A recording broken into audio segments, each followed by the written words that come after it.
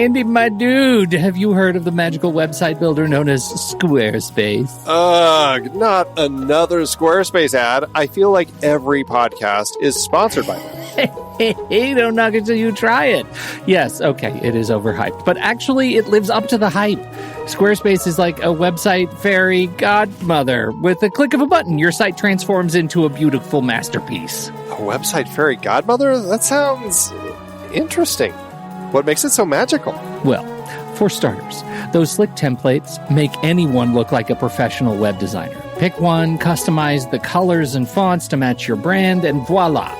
Plus, the drag-and-drop fluid engine is so easy, your grandma could build a site on Squarespace. Well, she did knit me a lovely scarf last Christmas. Maybe website design is next. Exactly. And when you're ready to sell your Nana's handmade scarves online, Squarespace has built-in e-commerce. Add a store with one click. Get flexible payment options. Then watch those sales roll in. And when she wants to teach others her steezy scarf skills, Squarespace's new courses feature is just the ticket. Nana can set up her curriculum and enrollments and payments in a snap and become the next e-knitting influencer. Oh, wow, you really sold me with the grandma angle. Sign me up for that free trial. Just go to thenextreel.com/Squarespace and transform your site into a beautiful Squarespace masterpiece. Well, thanks, Pete. Even though it's overhyped, Squarespace actually sounds perfect for Nana's site's needs. Appreciate the warning on the ads, though. I'll brace myself next time I listen to a podcast. Anytime. Let me know if you need any help getting that site up and running.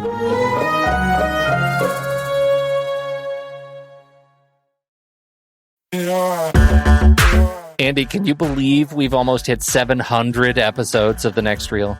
I know, it's crazy. And with all the other episodes in our family of podcasts, we are well over 1,200 episodes of movie conversation.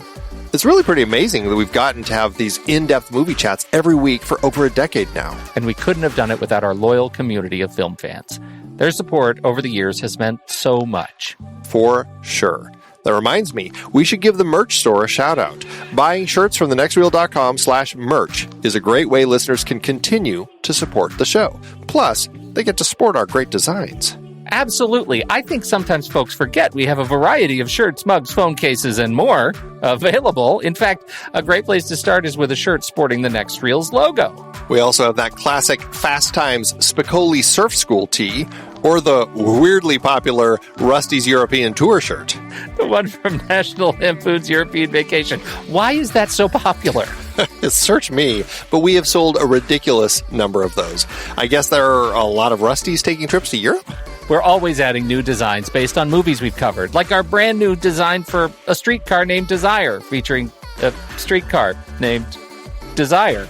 So if you want to rep your love of TNR and films, head to thenextreel.com/merch. Every purchase helps us continue to have these weekly in-depth conversations. So visit thenextreel.com/merch today. And as always, thanks for listening and being a part of the Next Reel community. We've got lots more great movie chats coming your way.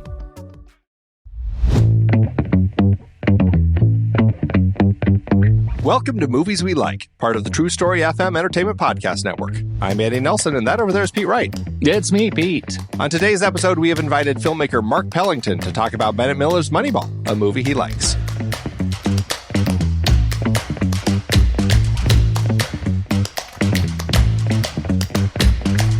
Mark, welcome to the show. How are you guys? Nice to see you.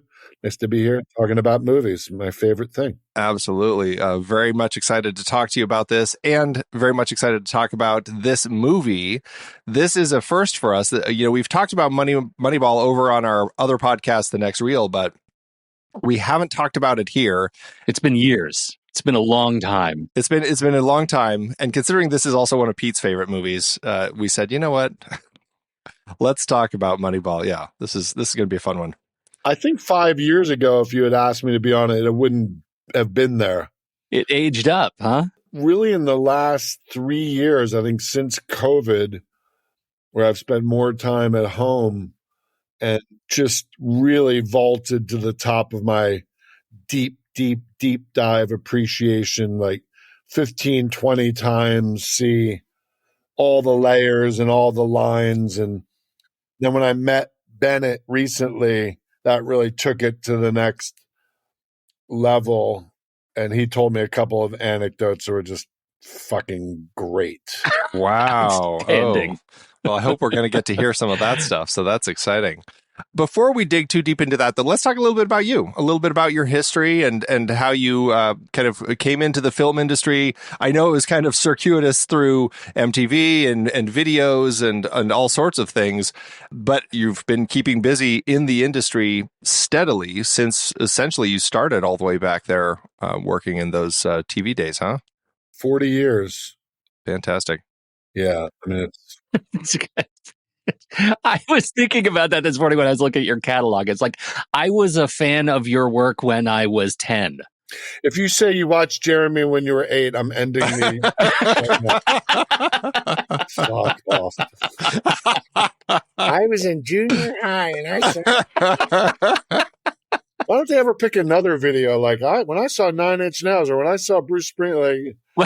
It's always Jeremy. Jeremy hit look. You know what? I'm gonna give you a softball though, because it wasn't actually Jeremy. It was PM Dawn.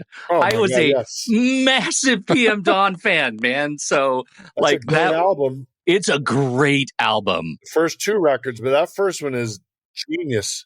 Okay, I'll give you a good PM Dawn story, right? Outstanding. So I had made mostly hip hop, rap, and dance videos from 87 to 90. Information Society, Your Energy, Waters, She's Homeless, Information Society, 2 big hits. So I had not done any rock videos. I had done a video for Disposable Heroes of Hypocrisy, Michael Franti's band, and we did the PM Dawn video down in Miami, right? I met the guys. I met Prince B and Jared, his cousin, right? Island Records was 2 blocks from my house in Manhattan, my apartment on Lafayette Street. So I go down and meet them, and they're like, he's all like, Prince B, he's like very trippy and blah, blah, blah. And you're channeling them right now. It's so I was good. probably 29 years old at the time. They were like 18 and 20. And we're leaving Island right down at 4th, right next to Tower Records at the time. And we were talking about records and samples and all their samples. And I said, oh, God, you guys should sample ELO. And they're like, who? Electric Light. You've never heard Electric Light Orchestra? I'm like, hey, no. I said, come with me. Yeah, there's a school them a little bit. We walked up to my place and I played Steve Miller Band.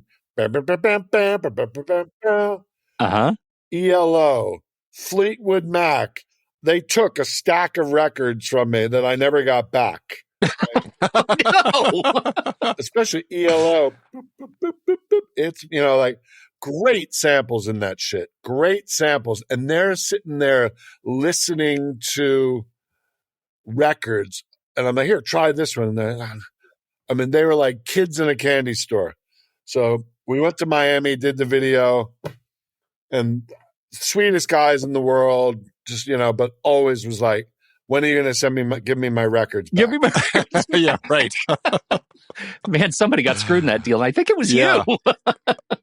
But you know what? From MTV, which taught me how to trust my creative instincts in an analog world, get out messages and ideas starting with 15 seconds, then 30 seconds, and 60 seconds, culminating in a very avant-garde collage show I made with a partner, John Klein, called Buzz in 1990, which at the time was like predated. It was way, way, way ahead of its time. So storytelling was always like nonlinear and kind of impressionistic and what we know now as content, 2-minute sound, image, text, right? But we kind of created that at MTV, right? Documentaries were a natural form. Working with poetry was a natural thing. And it wasn't until I moved and did Jeremy and an Anthrax video after that, which were the first narratives, like starting to tell a story in the form. And I remember Jeremy was like, okay, events, cause and effect, events that happen from a beginning, middle, and an end. All the videos before had all been collages, right? So learning about narrative, learning about characters, moved to Hollywood, met my wife, make my first movie. Then got lucky enough to do Arlington Road, which was a real baptism. And then just keep going up and down, business changes, tragedy in life, ups, and then like you kind of like your life goes one way and the Hollywood goes another way, and you're like, but you always believe in yourself, right? You always believe in your ability to tell stories, but your taste is your taste. Kept making videos, kept making TV pilots, Blind Spot, Cold Case. I just kept working. And then I think COVID was kind of like a real, what I consider now the beginning of the third phase of my life. I'm 62. Maybe I'll teach. Maybe I'll talk more in I wrote a book about the first 40 years. It's coming out next year. It's called The Visualist. And it's like videos, documentaries, commercials, movies from analog to 1985 to 2025, right? 40 years of process, like a big DVD commentary. You know what I mean? Wow. Yeah, It's awesome. Anecdotes, stories. What was it like cutting 3/4-inch tape? How do you develop a style? Videos that don't get made, editing, like every anecdote, every story, but I think for filmmakers and students and fans of the different mediums, I think it'll be an interesting read and maybe podcast. Maybe I could just, bring different people on and talk about different experiences. Oh, that's awesome.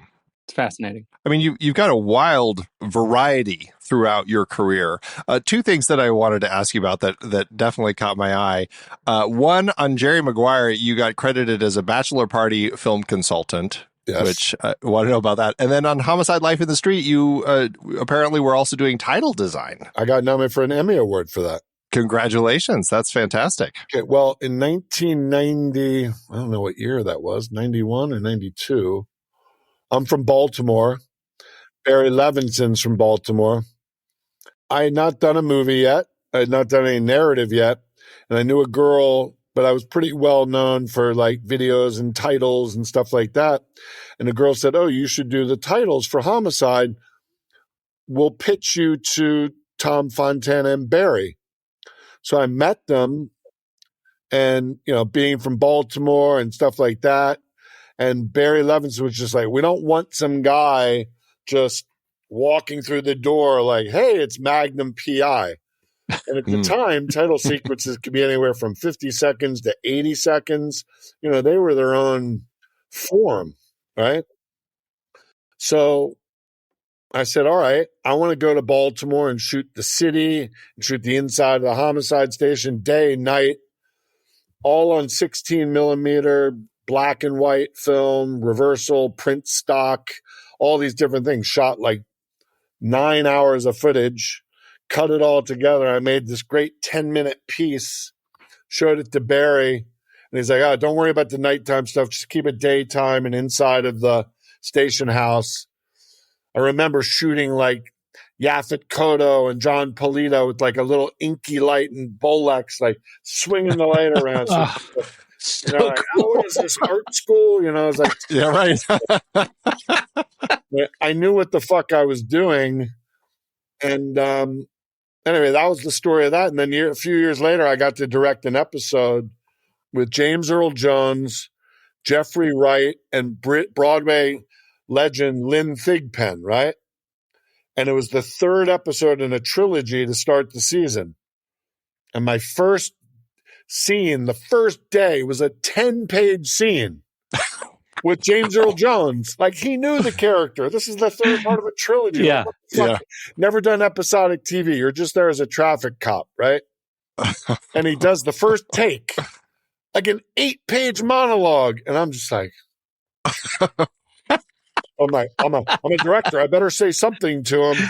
Yeah, right. I'm like, so I go over and I'm trying to just basically tell him, between these two big 4-page chunks of monologue, to take a bigger break in between the two. Right now, I would have just gone and walked away. Yeah. I go talk to him for 2 minutes and trying to direct and intellectualize. And he goes, "Son, I've worked with a lot of directors. First timers experience pros. You don't need to use so many words. Just tell me to take a bigger pause. Oh my God. Years later, I'm doing a Bell Atlantic commercial with him, and I reminded him. Of course, he didn't remember. But I said, you gave me one of the best pieces of advice ever as a director on that show. Wow. So that's my Homicide A-B story and PM Dawn. That's great. Yeah. Jerry Maguire. I was friends with Cameron Crowe. Cameron lived in Seattle. Cameron was friends with Pearl Jam, friends with Alice in Chains. His wife, Nancy Wilson from Heart. Like he was friends with them all. So after Jeremy, he reached out and was like, hey, I really, really like that video, blah, blah, blah. I met him. I was a huge fan of his. And for a little while, he became kind of like a mentor. There's some short stories that I wanted to option. This is just when I was spending time in LA trying to like move out of videos into that. And he became kind of a mentor, a friend. I'll never forget. He came on some commercials that I shot. At the time, I was doing a bunch of sports commercials like Reebok and a little Nike thing at the time, which weren't like Nike things now, and he came and it was like, I just want to come and take some notes. So as you know, like it was the movies about that world. Yeah. And God, 1995, whatever. I met him at the Formosa and he hands me this script. He goes, I wrote a character based on you. I'm like, what? I wrote this character, Bill Dooler. He's Jerry Maguire's best friend. He's a commercial director. He throws him his bachelor party, blah, blah, blah. I read the script. I'm like, okay, great. Who's going to play me? In the interim, he goes, I'm making this bachelor party film. Will you help me? I'm like, sure. It's the film that they show at the bachelor party. Oh, sure. So he had shot some stuff. So we shot some more people. And me and my partner, we shot some more people. And like, as you know, they were all ex-girlfriends of Jerry. Cut like a 7-minute version of it or whatever. So we just were feeding him some stuff for that part of the film. Then one day he goes, I want you to audition to be in the movie. I'm like, what? Yeah, you should play yourself. Wow. And Like, they're making you nowhere. audition for it. Yeah, right. I auditioned for him and Gail Levin. And he's like, that was good. So I'm like, okay, good. Is that good? Can I go now? And a month later, he goes, I want you to come in and read with Tom Cruise for James Brooks. I was like, get the fuck out of here. He goes, just be yourself. So the scene was at the bachelor party. I walk in with Cruise, and I'm like, the scene got cut. And I'm like watching the bachelor party, but people aren't laughing. And I'm like, Jerry, there's a seething wrongness with this. This is like people, so, you know, a longer scene. And I audition, and I guess the sight gag of me next to Cruise, Jim Brooks is just like, ho, ho, ho, ho, ho, ho, ho. Cruise is like, Yeah. and I leave, and I see this red-haired girl, Renee Zellweger. She laughs. She goes, they must have liked you. And I leave, and I'm driving home, and Cameron calls me and goes, you got the role. And then you got cut. That scene got cut, but I'm in 6 scenes. That's fantastic. At residual checks, too. Hey, That's outstanding. That's awesome. Man. That's so funny. It's funny how these things work. And I was also in Almost Famous. I played the doorman in Almost Famous. So awesome. Oh my God. I auditioned to play Lester Bangs, which was the role that Phil Hoffman did. Yep. But I went and I said, no, dude, this requires an actor. But like Cameron's like that. Cameron likes just to explore, and you know, that's what's great about him. We're still good friends. That's awesome. That's awesome. That's outstanding. Big fan. I've got 2 narrative questions. One of them I'm obligated to ask because we just did Mothman on another podcast that we do.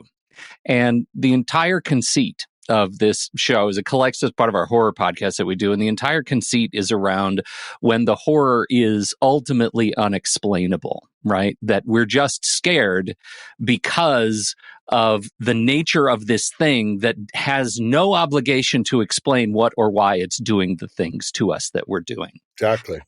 And I'm curious how you rationalize that angle as the filmmaker behind this thing, because that seems to be, and we're big fans of it. Let me say that first. But it seems to be when people are critical of the movie, it's that they don't get that part of it, it's unexplained with intention, because that's the horror of it.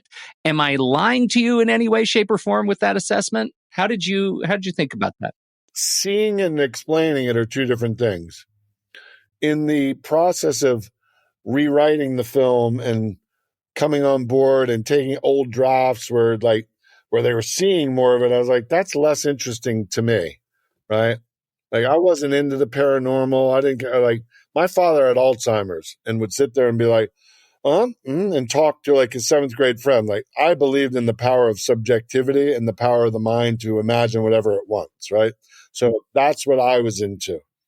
And I said, the less we see the monster, right, the thing coming towards you, flash towards Deborah Messing, or it's in a drawing, and in that particular thing, it could be Indrid Cold with the shape, or Mothman. And there's a lot of permutations of the form that the entity could take.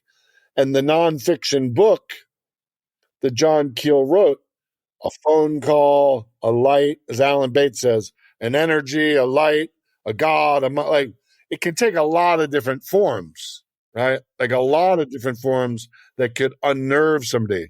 A weird sound, a light. Like, what is it? What is it outside of our worldview of energy, really, that makes people uncomfortable, that manifests itself in fear? And it's that unknown. And I tapped into like being in 6th grade and being afraid of the dark and seeing shadows. And like, my brain told me that, whether it was there or not, and it wasn't, but my brain was very powerful. So I just locked into that. And then, not explaining it, I'm like, how do you explain the unexplainable? We got into trouble with people where we tried to say, because the truth is there was a real logical reason why the bridge collapsed, right? But we were like, whoever, in the end of the movie, we never explained why the bridge collapsed, meaning, it was just some larger thing. A few critics are like, took us to the mat for that.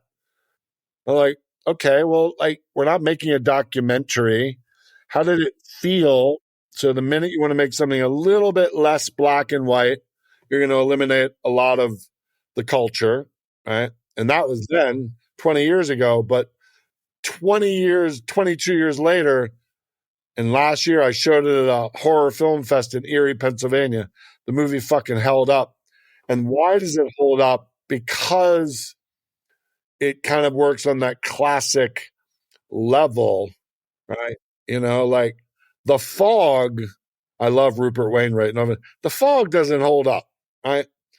But Mothman holds up because it was grounded by like Don't Look Now and Nicholas Roeg and like those kinds of things that were, you don't know something's going to hold up years later, but the fact that it does, and sitting there with an audience and feel like this could be made yesterday. Totally. And it's because of that thing. So we're developing as a TV series. We're really close to getting it made as a series, right?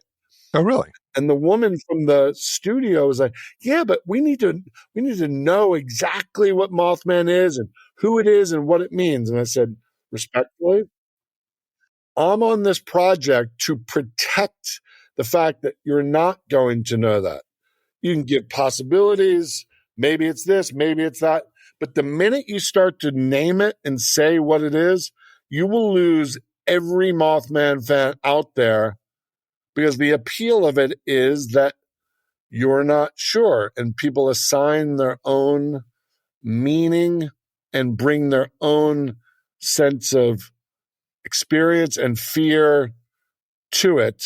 I think that just nails it, because this film is maybe on the spectrum of audience participation, sort of asks more of the viewer to bring the things you're scared of, right? The fact that you don't show me Mothman makes me interpret the movie through the lens of my own fear. And I think, we talked recently about Skinamarink, which is one of those movies that, like, it exists in your own fear, right? You're seeing stuff that you're creating that they didn't put on screen. You're creating the fear. And I think that's the kind of participation. It's a very trustworthy movie, Mothman, in that regard. Yeah.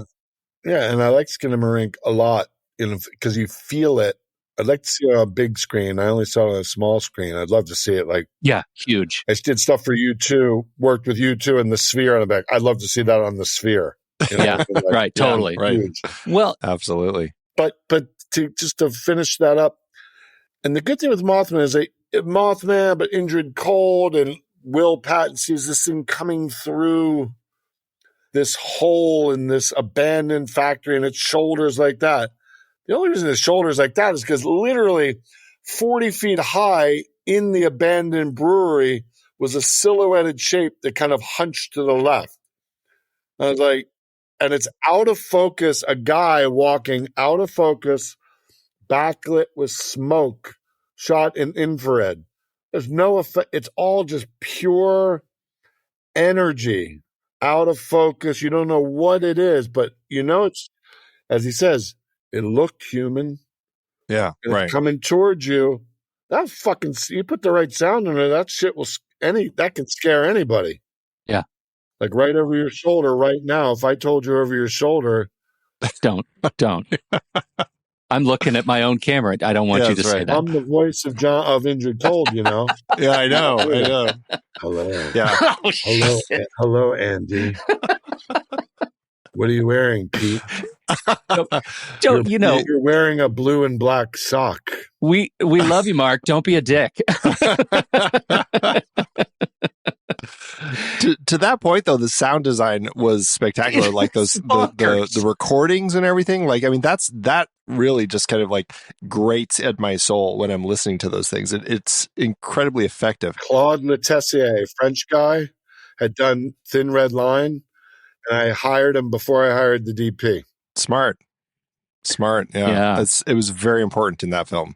And Liza Richardson, the music supervisor, gave me just piles of CDs of just stuff like weird ambient British band, Otekra and Biosphere, just weird shit that was like, ooh, that's good. We'll use that. Finding the right things, yeah. Composers play on top of it, mix it with the sound design. I can't wait to make the series or a sequel to the movie. I'm just, my cup runneth over with the excitement. Like, I'm ready now. Yeah. Me too.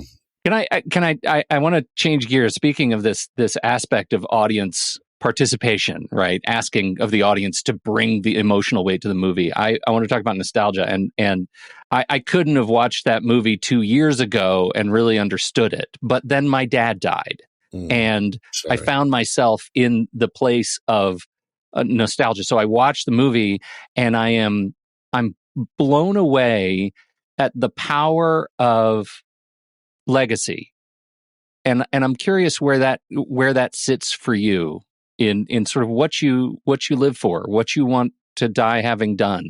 Wow. Well, that's thank you for watching it.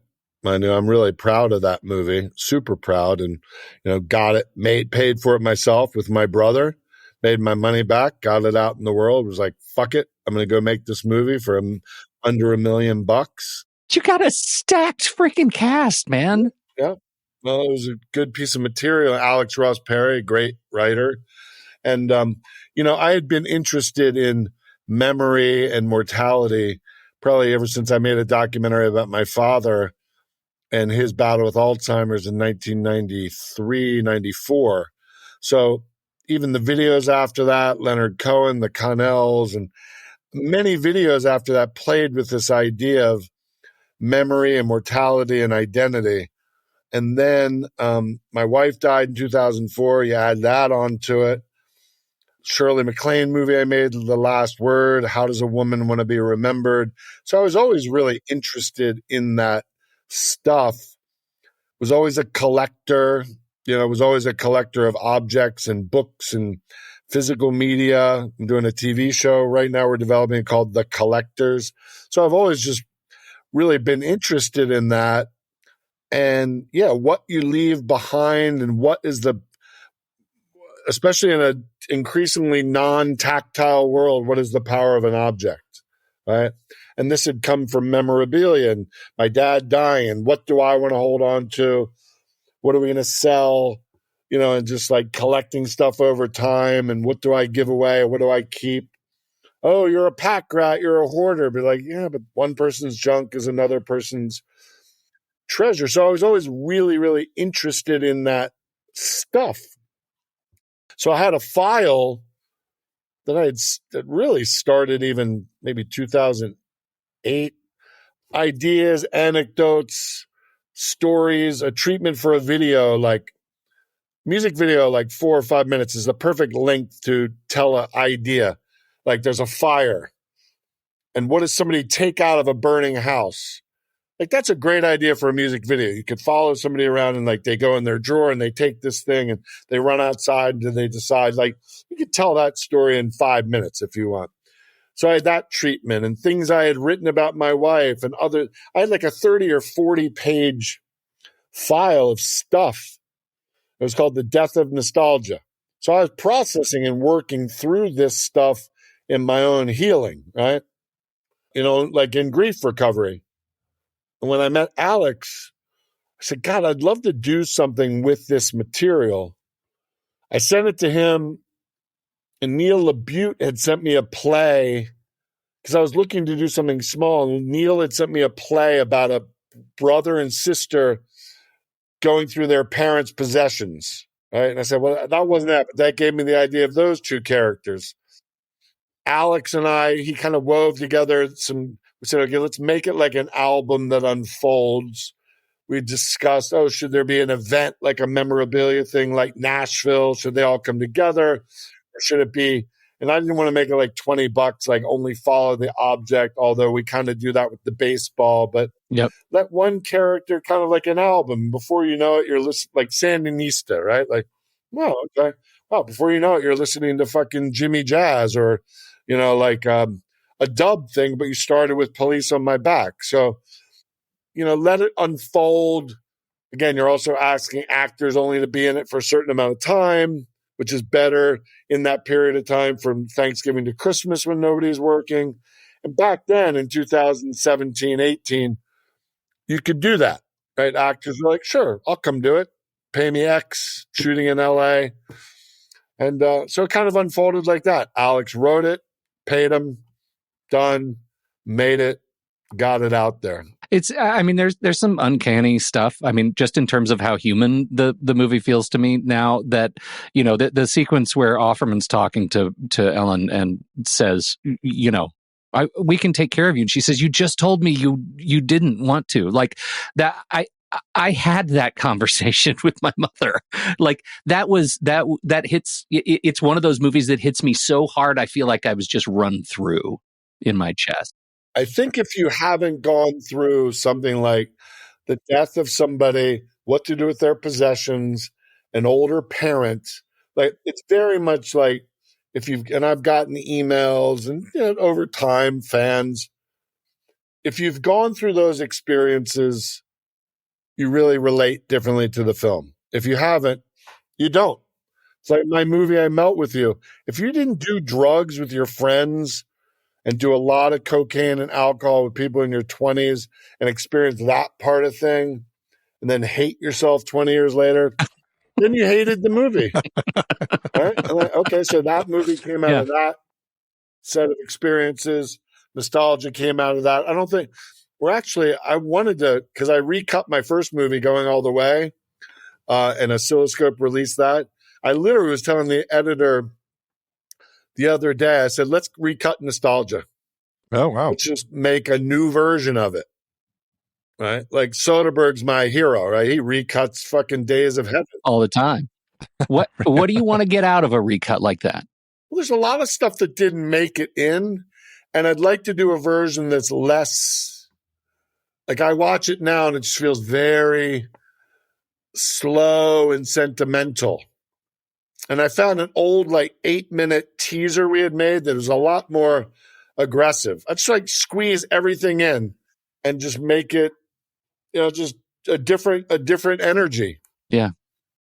Like I watched it the other night. Part of it was like, and I watched John Ortiz out by, like out where he's comes out and goes through the burn thing and The wreckage, yeah. and looks there and takes a picture of it and says, "Lives lived." And at the time, I was like very moved by that. But now I'm like,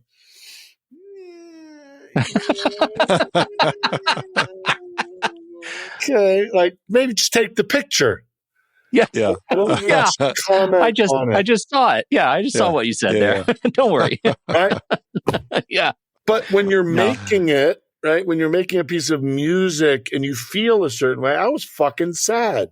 Yeah, right. I was like, fuck. And you make it and you're like, and that's what's great about it. And years later, you can look at it and be like, fuck, that was sentimental or that was. Well, do you know, it's one of those movies, it's one of those experiences where I feel like I don't know if it's a good movie because of how strongly I felt while watching it. Like I brought so much of myself to that movie and the experience of it. Like I don't think I could come back and give you a proper critique of it because I loved my experience of it so much. And it had a lot of fans and I actually think it's probably one of my higher Rotten Tomatoes scores as in that world because there was a lot of really good reviews, and then the people that didn't connect to it, they didn't connect to it, right? And like, what are you going to do? If you didn't experience something like that, I remember saying, I think older critics are going to like this better than younger critics. I believe it. People with no attention span, it moves too slow for them, blah, blah, blah. It doesn't fucking matter. You throw it on the pile and let somebody discover it 5 years later, 20 years later, it's there. Right. Yeah. That's it. Yeah. Absolutely. That's the magic of it. I think Ham's really good in it. Ham is so good in it. Ham is, he's my spiritual brother, though. I feel he doesn't even, we never met, but I'm sure we'd get along famously. He's a good guy. Yeah. Before we switch to Moneyball, I do want to ask about Arlington Road because that's a film that you made in '99, which was I loved it. It was one of those fantastic endings that just like really kind of hits you. And then, of course, like September 11th and everything happened. And now I'm seeing that you are developing a TV series of it. And I'm just wondering, like, in the scope of the way that the world has changed, like, has that made it easier to get something like that made, or is it harder to? Or as far as like the tone of terrorism and all that? Hard. We're like floating around, they're still trying to get it made, but and it's a great script. And this guy, Seth Fisher, wrote it. Just like, the TV business is like 3 years ago. Like, yeah, well, we want this, we want that. And like, well, we don't want that. Well, we want this, but we don't want this. We want, it's a little dark. I don't know. And now nobody wants anything. And it's fucked. And like, but we still believe in it. And no, it's like TV's impossible. It's really impossible. So it's still alive, but like, I don't know. I think things have to change. I think this system has to collapse and it's broken and it has to collapse and out of the ashes, both in movies and TV. I hope some sort of risk taking will reemerge and some sort of renaissance of like, and you got to do them cheaper and be like, great, let's just go do it cheap. That's why I like to just develop small movies that I can hopefully get an actor to do. But everything's hard. TV, there's so many committees and studios, and you know what it is, like streamers and algorithms. And yeah, I know. Thank God we made the movie, though. No, yeah. Truly. Because it was made in the day, made by a European company, Polygram, financed it, right? And after Polygram financed it in 97, fall of 97, shot it in 98, we finished it. Polygram folded, and Lakeshore was the production company. I think Universal, Ron Meyer saw it and said, fuck this, shelve it, put it direct to video. Oh my God. So this is dark and weird. And Tom Rosenberg, bless his soul, the head of Lakeshore, bought it back, sold it to Screen Gems, and they put it out. It got delayed twice. once because of Columbine and once for something else. And finally it came out. And, you know, at the time, domestic terrorism was the hot button topic, right? And that's why Aaron Kruger wrote it. I think about that. I just walked out of Civil War and I was like, God, that makes Arlington Road look like Barney. You know what I mean? Like, oh. But like, that's too real, man. It's too real for people. Well, but it's powerful, and I don't know. It's one of those films that it's always stuck with me. Like, it has always stuck with me because like you get to the ending and suddenly it's like you're thinking about all of your neighbors. It's like who lives around me? Well, it subverts brilliantly. It was a great script, and I'll never forget the first time I read it and watching it now. It's the same thing. You turn the page, you're like, oh my God. It's built as this, oh my God, he's going to save the day. And then the rug's pulled out. Right? And you're like, that's it.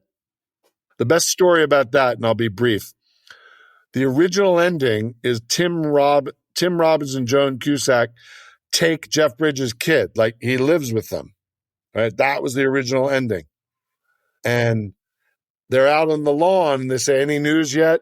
And Tim says, maybe New Orleans, maybe Chicago, very specific cities. Mm-hmm. And I tried to convince Sony to let me do 50 different versions of maybe Baltimore, maybe Atlanta, right? And you can even put the audio, just make 50 different prints for each city, right? Yeah. And we tested the version where Jeff Bridges' kid stays with them.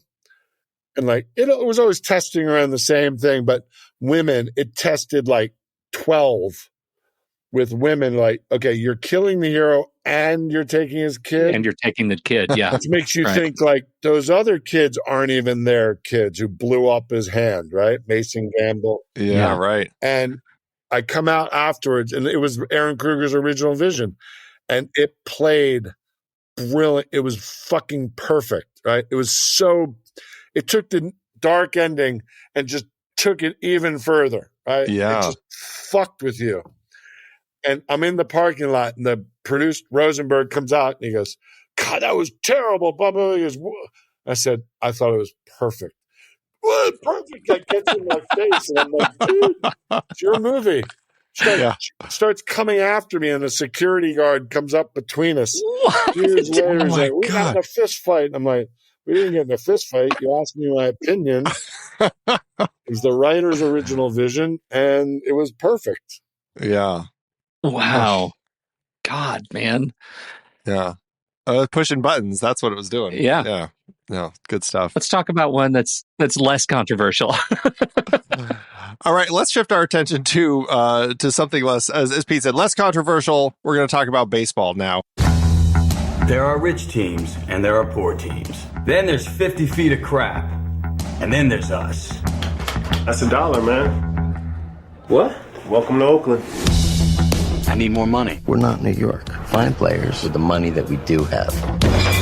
I like Perez. Got an ugly girlfriend. Ugly girlfriend means no confidence. You guys are talking the same old nonsense like we're looking for Fabio. We got to think differently. Who's Fabio? Your goal shouldn't be to buy players. Your goal should be to buy wins. And in order to buy wins, you need to buy runs. Who are you? I'm Peter Brand. First job in baseball? It's my first job anywhere. We're going to shake things up. Why don't you walk me through the board? I believe there's a championship team that we could afford because everyone else undervalues them, like an island of misfit toys. We want you at first base. I've only ever played catcher. It's not that hard, Scott. Tell him, Watch. It's incredibly hard. He can't throw. But what can he do? You want me to speak? We're not pointing you yet. He gets on base. We are card counters at the blackjack table. We're going to turn the odds on the casino. I'm heading in. Text me the play-by-play. Wait, what? I don't watch the games. Billy Beane has tried to reinvent a system that's been working for years. It was a nice theory, just not working out. How long is Billy Beane going to last? He's proven himself right out of a job. In their minds, it's threatening the game. It's threatening the way that they do things. Hey, Daddy, do you think you'll lose your job? What? Where did you hear that? Well, I go on the internet sometimes. Don't go on the internet. Watch TV or talk to people. You're discounting what scouts have done for 150 years? What the hell am I doing? What is happening in Oakland? It defies everything we know about baseball. Just plain crazy. If we win with this team, we'll change the game.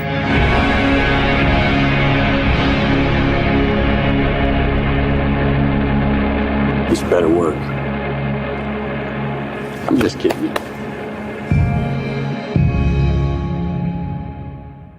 Now, my first question coming into this is, I thought it was interesting reading up about you that your dad played football.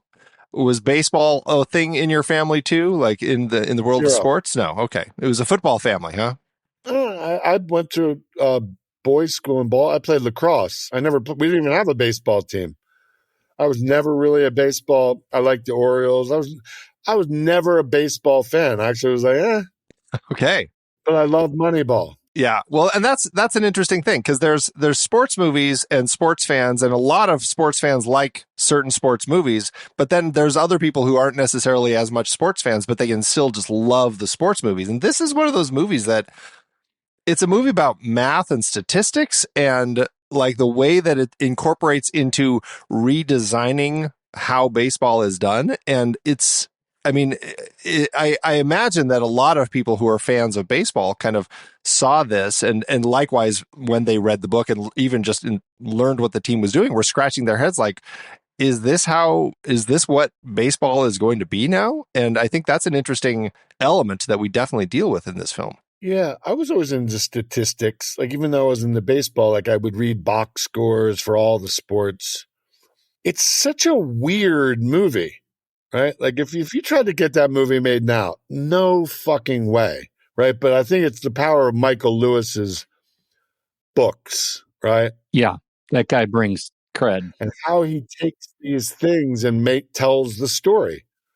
I was even thinking about going on this, they've got a master class in storytelling and he like teaches it. Like, wow, how he tells the story is really fascinating. The story of a team that used math and the archaic statistical model, pre-algorithmic at the time, really like ground floor to kind of recalibrate how we evaluate talent. But underneath it, to me, it's about like giving second chances to outcasts. And it's like the Bad News Bears, right? It's like, okay, you're an underarm submarine thrower and you're going to be on the scrap heap and your elbow's shit, right? So they basically take chances on a bunch of misfits and put them together and use their brain and their heart and their logic. And I think the alchemy of Brad Pitt, who's great in everything, but to me, he's so likable. And him and Jonah's chemistry is so amazing. But look, it's Zalian and Sorkin. Yeah. Yeah, right. What a team. Fuck. And Michael Lewis. I mean, come on. Yeah. So when I met Bennett recently, I mean, I had met him years ago, but reconnected, I was like, God, like, what was that like? Like, and then he took Soderbergh's draft and got Azalian's draft. He kind of did what I did on Mothman. He kind of did a mashup of many of them. He wrote some scenes, but it's so ingenious on the page. I was going to ask him to send me a copy of the screenplay because it's gripping. And I know that Soderbergh wanted to cast, like the idea of making it docu-style and putting some of the real footage and he wanted to have the real players play themselves, right? But I think Bennett took that coming from a documentary kind of background, but took the classic architecture of Zalian, who's incredible, right? Just every movie is written. And the dialogue of Sorkin, and Jesus, that's a good soup, right? Yeah. When I watch it over and over and over again, and like Wally Fisher's photography and certain choices, like you just stay on him, he's driving and he hears something and turns It's like stays on a one. And you never leave the car. Yeah, right. It's very subjective. And like Spike Jonze is Robin Wright's new husband, and like that discomfort and all the scouts and how he dresses down the scouts, and like, I'm gonna point it Pete again. Don't make me. So great. So the reason it was on I never tire of watching it. And every time I watch it, I discover something new, some inflection that a character does. Like, you're not believing this Bill James bullshit, are you? Like every secondary character, every line. Now, I've done that in the past with movies over the time that become these movies I love. Diner, growing up with Diner. Truly. Inside Out, 25 times. I knew every line, everything inside out. Other guilty pleasures, League of Their Own, Clear and Present Danger. These movies that just become, All the President's Men. And so Moneyball is in the pantheon of those movies I adore. There's something you talk about Sorkin, as a dialoguist, which is, that's his stock and trade, right? The fact that this movie doesn't feel like a heavy Sorkin dialogue movie, we don't get the extended walk and talks. I think for me, as I was watching it again last night, I was looking at it and thinking, what is the Sorkiniest Sorkin part? And I think you get it anytime he is yelling at his assistant to get somebody else on the phone. Those kind of phone montages are the things that feel Sorkin to me. The rest feels incredibly naturalistic dialogue and grounded in the space. Like there's nothing that takes me out of it thinking people don't talk that way. This feels human to me. Yeah, watching a scene and you're watching a guy wait for phone calls to happen. You don't cut the other side of the phone call. Get me Dombrowski. Hey, Dave. So you're getting the inner workings of the deal making. Yet you're just like, we're seeing him, and you're like, call it. Like, you're there. You're very present. Like you're sitting right across from him. It's like what I like about Draft Day too. Draft Day is moving into that. That's a real guilty pleasure because that's super cheesy. Right? Like Seattle, home of the Seahawks. Like just so, I'm embarrassed. So Ivan Reitman, pancake eating motherfucker. Like just But like Moneyball is really the portrait, and it's so classic. Like we suck, rise up, the winning streak. It's a great sports movie, right? It's a great outsiders movie, right? It's a great portrait of determination, right? It's really weird. It's weird and brainy. It's a baseball movie that's not really about a lot of baseball. But it does fit for the baseball, because there are those baseball fans who are like their own little statistician. Like they're sitting there with their card and they're writing all the hits and the balls, and they're tracking everything as they watch the games. And so it's interesting because it really does. Baseball is a sport that there is already kind of this level of that statistical watching that goes into it for some fans. And so I do think that's an interesting element with this particular film, is that we're actually seeing how even on the inside of building the team, they're trying to figure out how to use those same sorts of tools. He made it really clear. He's like, look, we're not trying to replace this, and this. We're not trying to replace one guy and 31 homers and da-da-da. In the aggregate, and I'm not a math person at all, I'm like the worst, we're trying to replace him numerically. And we need people to get on base, because literally they get on base. And the odds are literally like, well, where do we predict we're going to be? It's just all that thing of probability. So if you think about the word probability, that really underneath it, it's about faith, right? It's really like Brad Pitt had faith in Jonah that there's something here, right? Jonah knew the numbers, but they had faith. he had more faith in the numbers than the players, because Art Howe was like, had no faith. Like Hoffman's like, I just want to put something, that I can show to teams next year on my interviews, right? Then Art Howe's genius. Yeah. But like, really, it was like faith in the process. So as a filmmaker, you're like, I know everybody's telling me I suck. I know everybody's telling me fuck off. I know everybody's telling me, why are you making movies? But have faith in yourself, right? Because Brad Pitt's prepared to go down with the ship, right?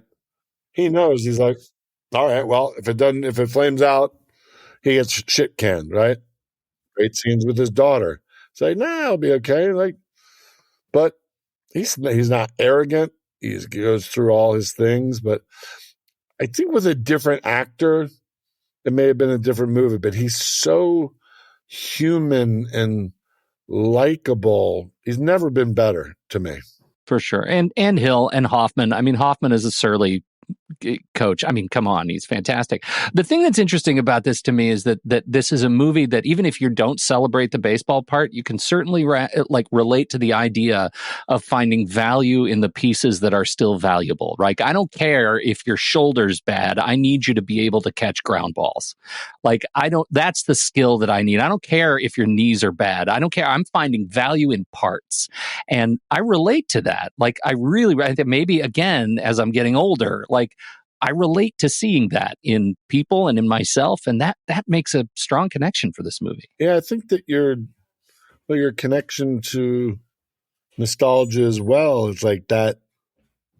And ironically, they are leaning into the math, right? Which we know years later, this is where we are as a data-driven, algorithmic, quantitative culture, not qualitative.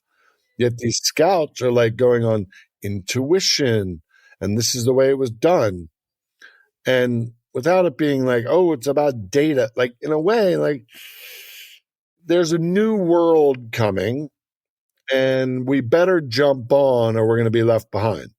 Right. So this movie like presaged all of those general managers in the way that baseball is. It was ahead of its time in coming out. Yeah. Right. In that, like, baseball was just doing that. Right.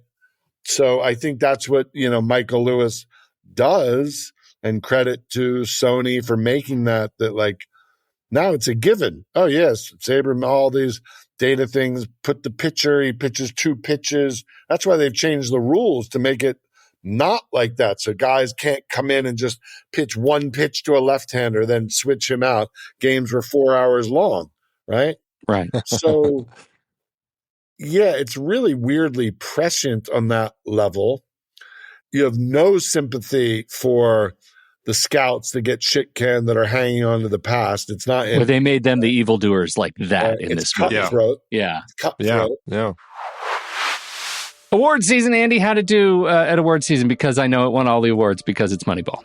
It had 29 wins with 82 other nominations. It didn't win all the awards. It didn't win all the awards, but it won a lot. Yeah. It was a frustrating run at a lot of the awards, the ones that I'm talking about, because The Artist was very popular at the time.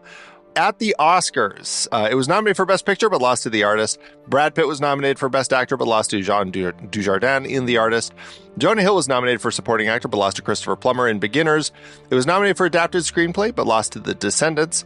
Nominated for Best Film Editing, but lost to David Fincher's The Girl with the Dragon Tattoo. And nominated for Sound Mixing, but lost to Hugo.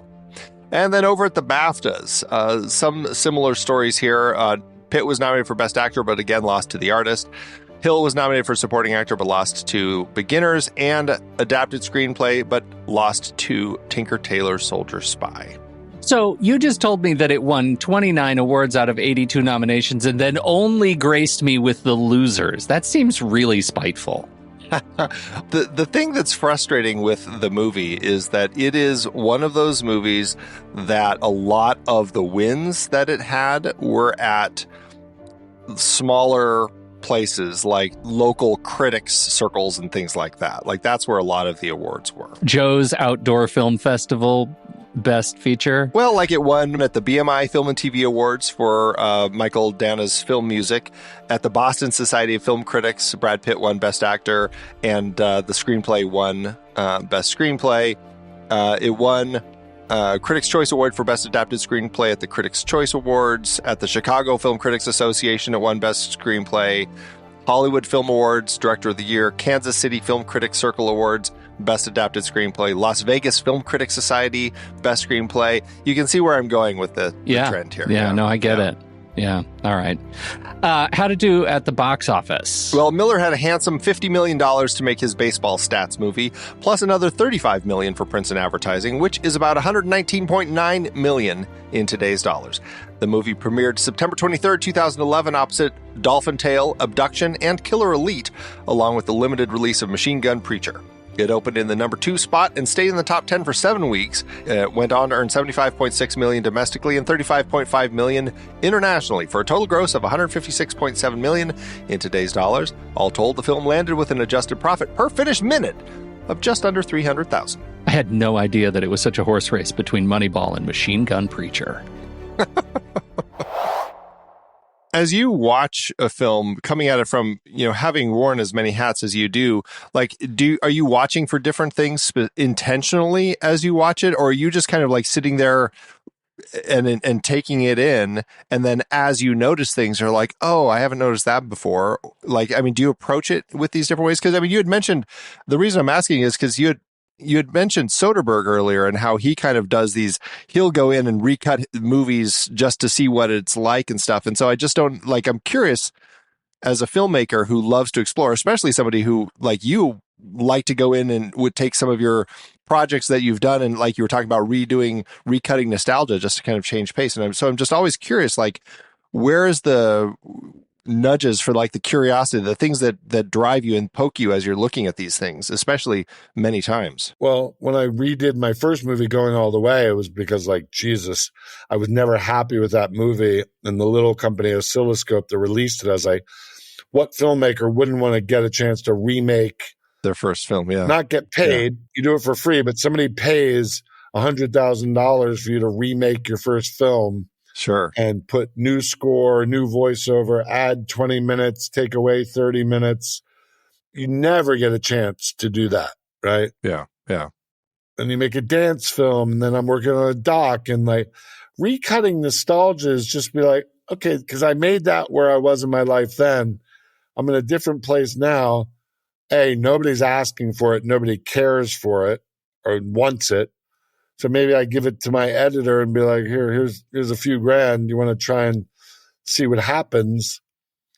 And then I could show it to Bleecker Street and be like, what do you think of this?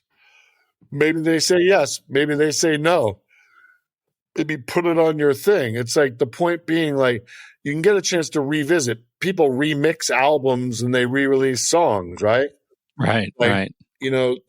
It doesn't, just because you made it, maybe it's you know what? I was not, I couldn't do that. I wouldn't be interested in doing that on Mothman or Arlington Road or anything else. But nostalgia, I look at and I'm being yeah, there's a lot of footage that didn't make it. And there's a remix of it, right?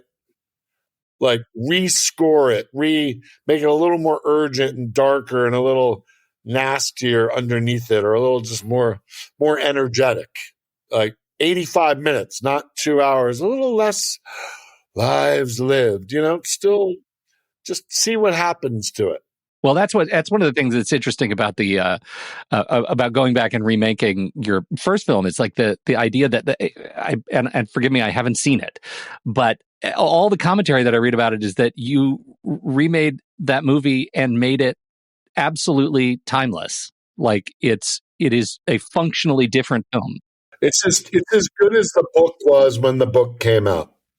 And it had been not kicking and screaming, you go to Sundance, it's your first movie, and it's a little long, and nobody tells you to make a movie longer or darker.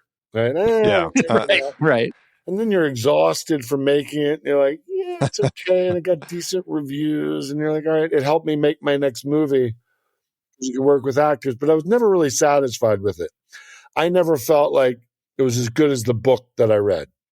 So in making it years later, the greatest gift was making it. And the novelist who wrote the screenplay just died about 6 months ago, Dan Wakefield. And to get him to see it before he lost his eyesight, right, and show it in Indianapolis, he got to see the premiere of his movie twice in his life. No, that's unbelievable. And just for him to see it, and he goes, that's the book. Right? And that was the book. So the friendship, not the sex comedy, but the friendship. And the frustrating part is I think Oscilloscope didn't have as much luck with like selling it to a streamer. The business is so tough, but like you never give up, and you can go to Amazon and they'll point you in the right direction. And the original's there with commercials of like, doesn't matter. Get it on some fast service. It can be discovered. You know, it's just like sitting in my computer does no good. Like, it's got to get out there. And as you get older, you become less precious. I made a dance film for $7,000 and Kino Lorber released it. It was like, okay, I wanted to make this thing, and I made it and put it in Slam Dance. And like, who wants a $7,000 dark dance film? Yeah. Not many people, but it's out there. But it's somebody, out there. Yeah, right. And you add to it, and you're like, okay, it got me through something I wanted to get through and express about grief that you can't do in words, and you could do in music and dance. And that opens you up. And it's like, fuck it. Just, it's so hard these days. And there's no judgment, and there's TikTok, there's all this, everything. As an artist, you just gotta like trust your instincts and do the best you can, and use any opportunity to create that you can.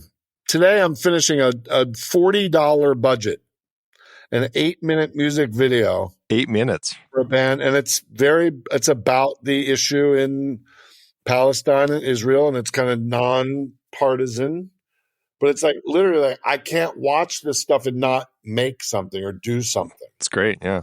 And I haven't made a video in a while. It's just like the footage is there. Shoot this singer, this old guy with an iPhone and a flashlight. Just make the shit, right? Like, so I'm getting that way more towards like movies of just like, how low can you go? There's a filmmaker. He's made 4 movies. His name's Matthew Porterfield. Made a movie called Solars Point, Putty Hill. He makes them all under $1 million in Baltimore. Really good. 22 days, $700,000. People are doing it. Like, to sit there and say, I need $5 million, like, because you wait around. I'm 62. I have a lot of shit I want to make. So the way I can make it is make it cheap, and like it'll look like a movie. And if actors can want to be in it, it's more important to make it than to, you know what I mean? Because that's where we are. For guys of my generation, if you don't make Love Lies Bleeding and you're not like the hot person, great film, by the way, Love Lies Bleeding. Outstanding film. Yeah, great for sure. But like, great, she's having her moment. She should. She's a great filmmaker, right? So you make stuff. I've made 9 movies. Doesn't matter. It's harder and hard. It's hard for all filmmakers. I'll go have lunch with Wayne Kramer, who made The Cooler, other people. It's like, it's really hard to get a movie made. Well, I mean, Bennett Miller, this is, he's made Foxcatcher since this, and since 2011, one other film. I mean, yeah, it's hard to get these sort of movies made, period. I said, Bennett, you got to move a little faster. Maybe. He's been working on a documentary for 5 years. Oh, really? That's going to be mind-blowing, yeah. Do you know he does AI art? He has these incredibly beautiful photo portraits made in AI. Okay. Just check out Bennett Miller Gagosian Gallery. And they're like 19th, early 20th century photographs, all made by AI. Fascinating. No, he's a brilliant, smart, really nice guy. But my friend Ted Hope is a producer. Ted Hope like spawned the careers of Ed Burns and Ang Lee, and with James Schamus company Good Machine, right? Like just basically created that 90s indie cinema. And he's just like, you got to make movies so cheap. There's got to be a reaction to the system because it's just gotten so difficult and so much fear and so numbers driven. I made 5 movies for a company called Lakeshore. Tom Rosenberg was like one guy. If he liked the script and got the script right, he'd be like, this is what we're making it for, get a good cast. And that was it. I've never made a studio movie. I've always made independent movies. I've been attached to 8 studio movies and they never got made. It's interesting. Just the stories that you're telling, it really does. And just the fact that we're talking about Moneyball and everything that Billy Beane had to go through to make these changes. And as you said, like he's putting his whole career on the line with these decisions, but he's going whole hog. That's exactly kind of the mentality that like people like you and other filmmakers, indie filmmakers, need to be taking in order to change this system. Well, you make a good point. His owner, right? Think about the Oakland A's now are going to play in a minor league stadium for 3 years in Sacramento before they go to Vegas, right?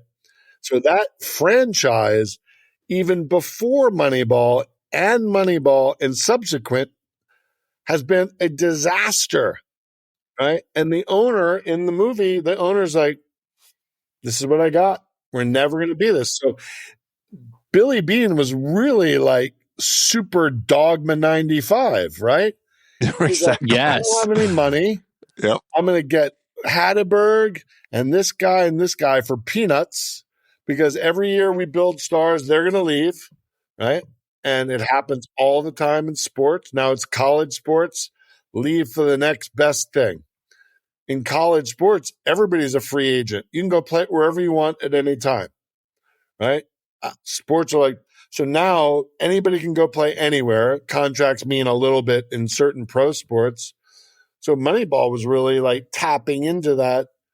They have no money. I got to put together a team for a budget, right? Like Moneyball was super indie. Yeah, right. Exactly. Yeah. And like, okay. It's how do we compete? Yeah. One of my favorite lines is like, playing first base is easy. Tell him, Wash. And Ron Wash is like, it's incredibly difficult. That's right. And that guy now is the manager of the Angels, right? Yeah. Who suck. It's so good. He got thrown to the wolves, that guy. I think about him all the time in that movie. The other one is, hey man, what's your biggest fear? Oh, anytime a ball gets hit in my direction. No, seriously, man. No, seriously. Anytime a ball gets hit in my direction. Chris Pratt's never been better. And I tell you, Chris Pratt's an actor that I wish he just acted more. He's gotten into a space of being Chris Pratt. What's the last movie he really played a dimension? No offense to like Galaxy, and those are entertainment. Nothing is entertainment. This has been awesome, man.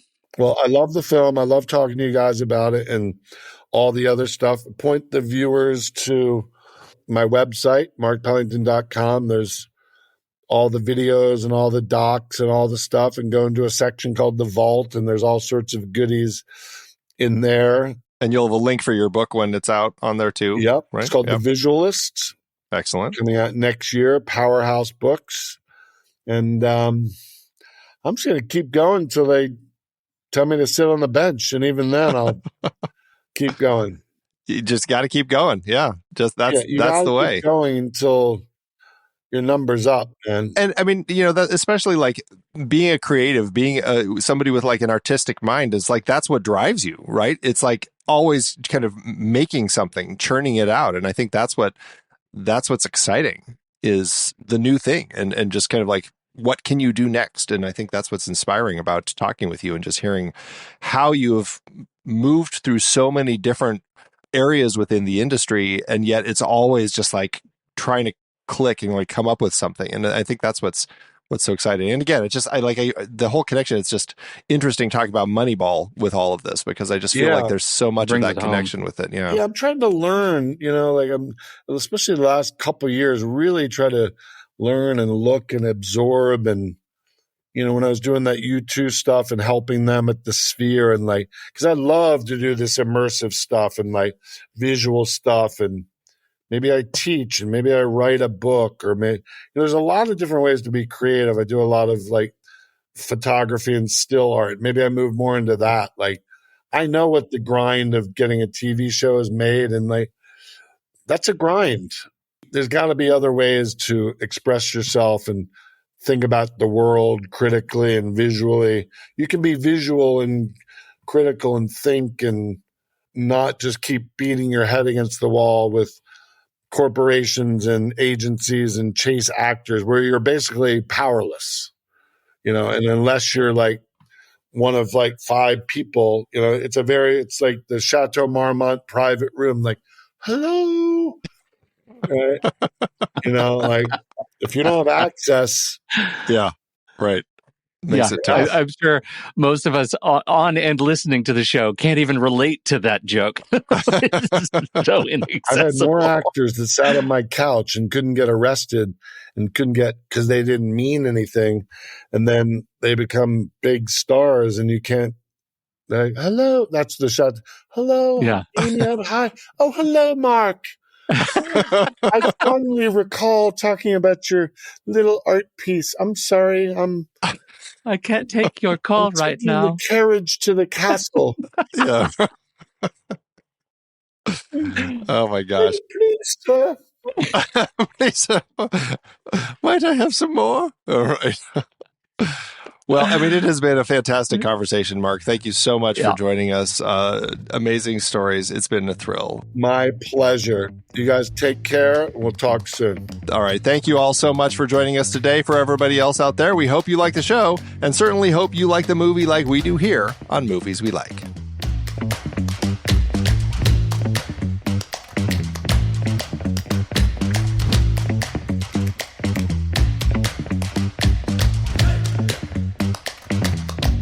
Movies We Like is a part of the True Story FM Entertainment Podcast Network and the Next Reel family of film podcasts. The music is Chomp Clap by Out of Flux. Find the show at truestory.fm and follow us on Facebook, Twitter, Instagram, Threads, and Letterboxd at The Next Reel. Learn about becoming a member at thenextreel.com/membership. And if your podcast app allows ratings and reviews, we always appreciate it if you drop one in there for us. See you next time.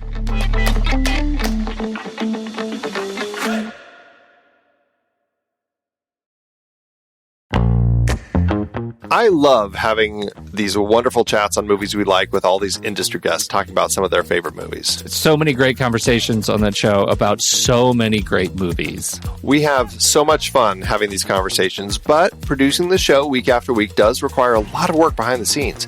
If you'd like to help support our efforts, one easy way is by using our Originals page when shopping for books and movies that we've covered.